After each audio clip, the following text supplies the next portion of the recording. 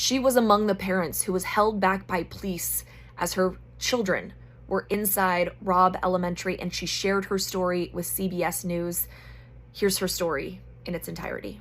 Right away as I parked, U.S. Marshals started coming toward my car saying that I wasn't allowed to be parked there. And he said, well, we're going to have to arrest you because you're being very uncooperative. I said, well, you're going to have to arrest me because I'm going in there, and I'm telling you right now, I don't see none of y'all in there. Y'all are standing with snipers and y'all are far away. If y'all don't go in there, I'm going in there.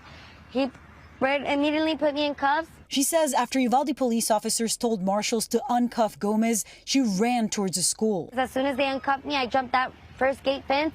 And once I jumped it, I went to my son's class and I knocked on the door, and I remember the teacher saying, I'm like, hey, they're already boach cutting the fence to get me. She's like, you think we have time to get out? I said, y'all have time. I'm going to run for my other son. Once she was assured her son was okay, Gomez ran to get her other child, encountering more officers who tried to stop her. So I start yelling, and I'm being cooperative, and I'm like, well, y'all aren't doing what are y'all doing? Y'all ain't doing y'all need to be in here. Give me your vest. Somebody give me a vest, something. I started paying attention to how far the shots were being, so that I knew the shooter was all the way still by my first son's class. So when I went to my second son's door, the teacher didn't want to open the door for me. So that's when they started escorting me out. And as I see that they're opening my son's door, I go run for my son and I get him. With both of her kids out safe, Gomez still can't shake the thought of those who didn't make it. While you were inside the school, did you see officers inside the school? There was not one officer inside the school when I ran to my second son's class. There was not one officer. And you were hearing gunshots, so you knew that you could hear the gunshots. Was an active shooter. It was still active. The gunshots were still active. They were not in there.